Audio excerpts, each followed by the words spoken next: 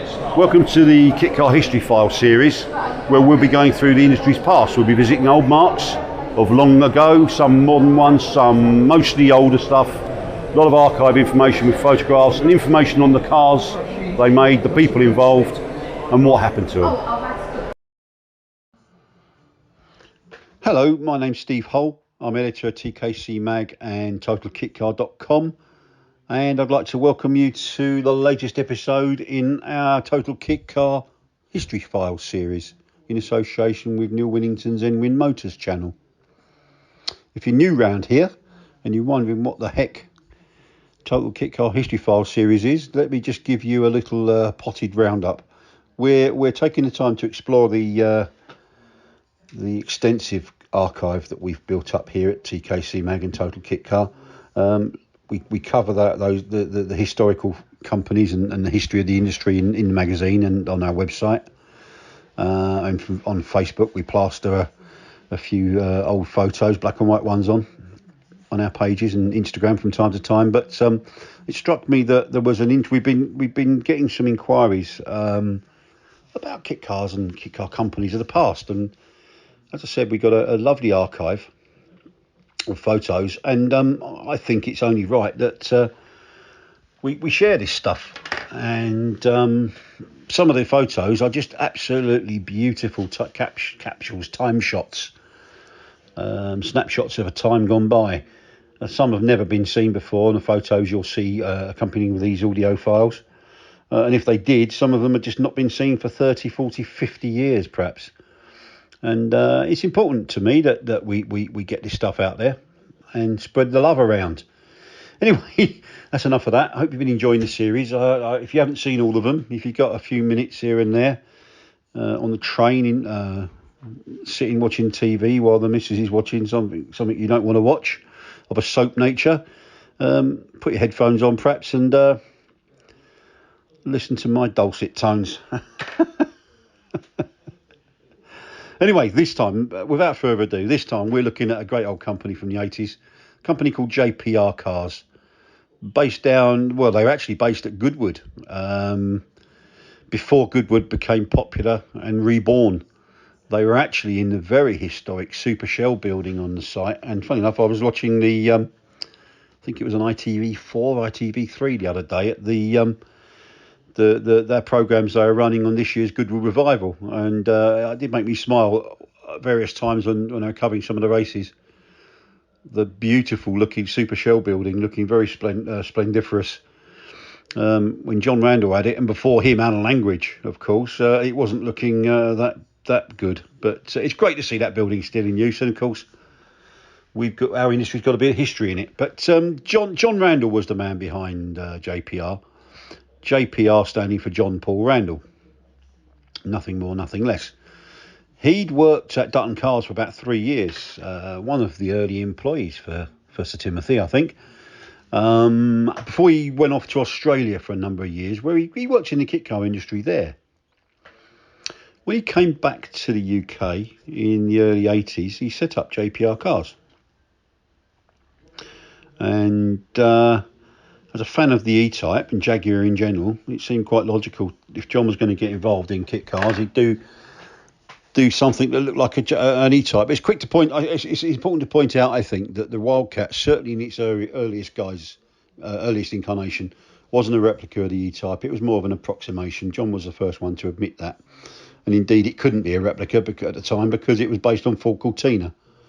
So it was, before we even get started, it was 8 inches wider.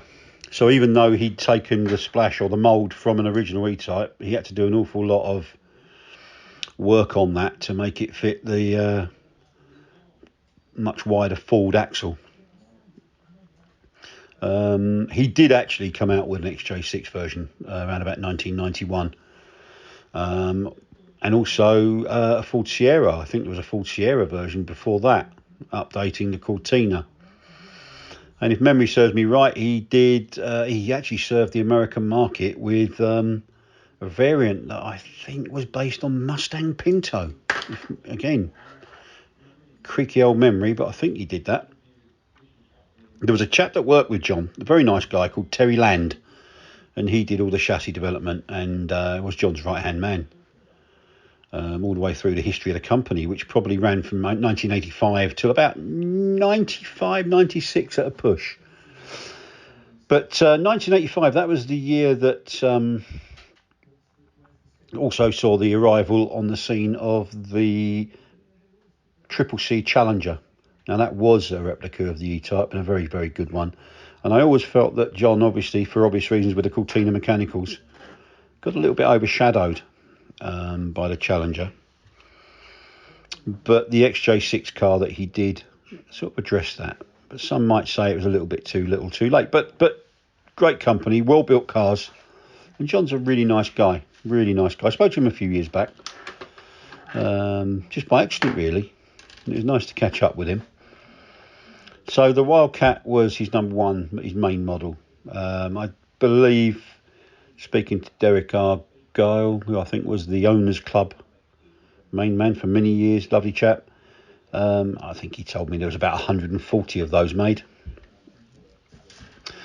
Next one, in 1987, he launched a 2+2 version of the Wildcat, which gave a rear bench seat and could kind of accommodate taller drivers as well. And he lengthened the tub by 9 inches. But didn't just stick 9 inches in the front or in the rear. He put 4.5 into the doors and 4.5 inches into the rear body section to make it seem more cohesive shape. Did about 20 of those.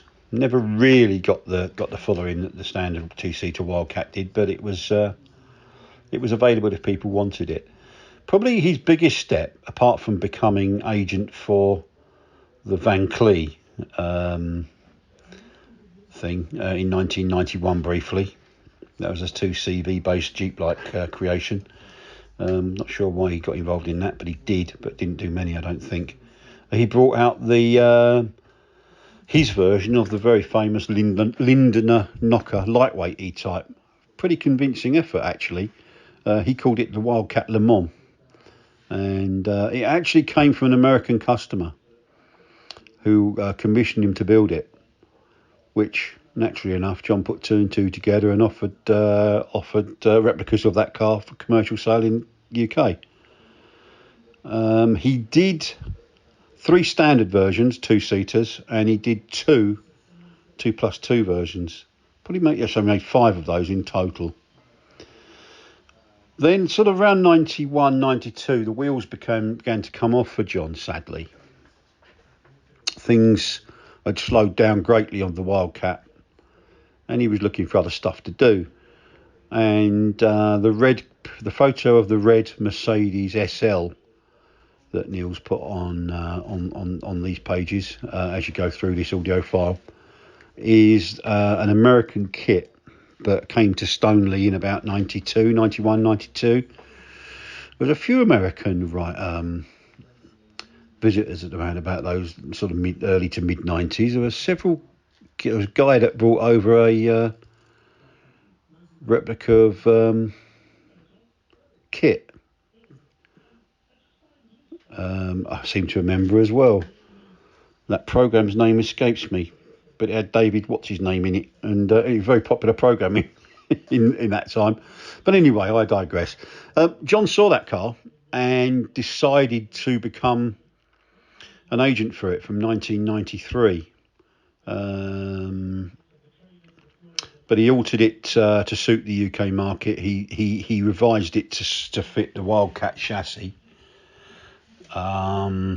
albeit that was revised to enable fitment of Granada mechanicals and Mercedes-Benz engines. I'm not certain he sold any of those. He might have just had the one that he got from the States that he'd modified to UK spec. I seem to think that car remained left-hand drive, but I can't recall. But there we have it. I mean, that was a 10-year little star that burnt fairly brightly for over that period of a decade. Probably didn't get the credit he deserved.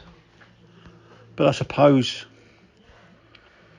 165 kit sales probably is a good effort.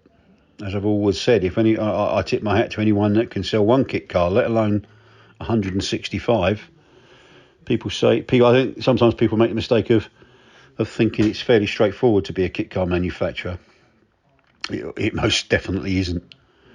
I've very unfortunately seen a lot of aspirations and ambitions destroyed and just run into the buffers over my time in the industry. I've seen lots of people lose lots of shirts, and it's very sad sometimes, but we know what it's like when we get an idea in our head and we're determined to carry it through. Determination and passion gets the better of you, and sometimes we're a bit too blinkered for our own good, I think.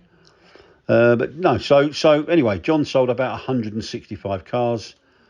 From what I remember him telling me, he had a pretty good time in doing it. And JPR Wildcat. That's quite enough from me this time. If you enjoyed this and you got this far, thank you. And if you haven't already subscribed, please do so. I hope you agree.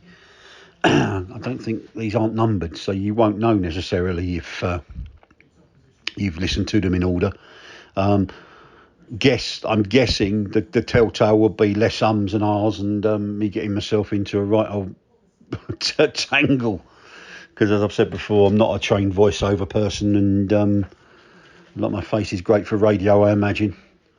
I've not really got a voiceover commercial voice, so I'm doing my best. I'm having a go, as they say. And as my dad used to tell me, as long as you've had a go, son, no one can have a go at you. But there we are. So I hope you enjoyed it. If you haven't, please think about subscribing. It's completely free to do so. Hit the little bell thing that comes down at the same time and press all. Once a month, Neil Winnington, our video editor, does one of his feature videos. Very enjoyable they are too. That's once a month, usually at the start of each month. And every week, you get me on one of my historical ramblings. But as I say, I hope you enjoyed them. Look forward to welcoming you next time. Regardless of wherever you are in the world, I hope you have a great day and take care. Cheers.